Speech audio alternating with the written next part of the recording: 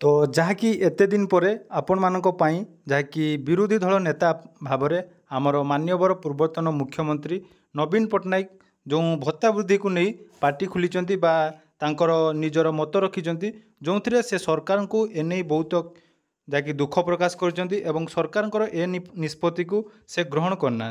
तो दीर्घ दिन धरी जो राज्य में पूर्वतन मुख्यमंत्री मान्यवर नवीन पट्टनायक वर्तमान जहाँकि प्रतिक्रिया आसी वार्धक्य भत्ता जो 3500 टंका को वृद्धि होता से नहीं से वर्तमान ट्विटर हैंडल एक नुआ पोस्ट कर आसतु से विषय आज भिडियो टी आलोचना करनबा। पूर्व भिडियो मानक आपण मानू भत्ता वृद्धि को नहीं वर्तमान लोकों मन में आक्रोश बा असंतुष्ट राज्य सरकार उपरे बहुत बड़ बढ़ी चली।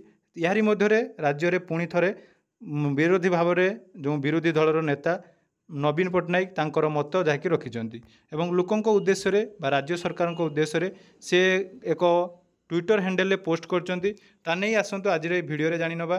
तो देखिपे जहाँकि यही पोस्टटी मान्यवर पूर्वतन मुख्यमंत्री नवीन पट्टनायक बा विरोधी दलर वर्तमान मुख्य नेता तांकर ट्विटर हैंडल वयस्कों भत्ता वृद्धि नहीं निर्वाचन समय बीजेपी प्रतिश्रुति देइथिला हेले बीजेपी एक कि भत्ता वृद्धि बजेट रे एबे कहा जायछि जे 80 वर्ष रु ऊर्ध्व वरिष्ठ नागरिक एवं 80% बा ताठारु अधिक अक्षम व्यक्ति माने एही वर्धित भत्ता पाइबे। तेबे 60 रु 80 वर्ष मध्य थिबा विधवा भिन्नक्षम एवं दुख लोक मानक काहींकि एथिरु वंचित हेबे। तेणु एथि मध्य जाकि विरोधी दल नेता जाकि आपण मानकर बहुत सारा मध्य एही अपेक्षा थिबो जे वर्तमान विधानसभा रे एनै मध्य आलोचना जोर धरिछि। विरोधी मध्य एभली भाबरे निजर मत जाकि उपस्थापन करिसेंती। तेणु देखंतु वयस्कों पई एक एमिति 3500 भत्ता वृद्धि नाम परिवर्तनकारी बजेट नहीं विधानसभा रे तांकर अभिभाषण कौन रही देखंतु। तो भत्ता 3500 टंका को वृद्धि नहीं बीजेपी प्रतिश्रुति देइथिला। ओडिशा रे पाखापाखि 50 लाख उत्तराधिकारी अछंती। बजेट व्ययबराद अनुजाई अति कष्ट 1 लाख उत्तराधिकारी एथिरे जाकि सामिल हो पारे। अर्थात बजेट रे जो सरकार 3500 टंका वृद्धि करिसेंती एवं जेतिकी बजेट आसी तो से हिसाब से मात्र 1 लाख लोक एथिरे जाकि सामिल हो पारे।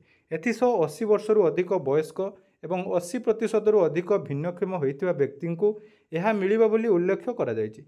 हेले बाकी 60 रु 80 वर्ष वयस्क 49 लाख उत्तराधिकारी बा भत्ताधारी कौन करिवे जो विधवा भिन्नक्षम तथा अनेक असहाय व्यक्ति रही। तो देखंतु जेबे वर्तमान आपण मानकर जहाँ भी मनर कथा थिला मान्यवर पूर्वतन मुख्यमंत्री नवीन पट्टनायक मध्य तांकर जो भूमिका रही विरोधी दल आकार में से मध्य तांकर भूमिका एवं स्पष्ट कर एने आग को बहुत सारा आंदोलन चालू रहिबो बा आंदोलन नुहे जदि आमे कहिबा जो भत्ता वृद्धि को नहीं सरकार जो प्रतिश्रुति थिला ता नहीं मध्य विभिन्न भाव में जहाँकि विरोधी दल तरफ वर्तमान विधानसभा रे सरकार को टार्गेट करा जिवो।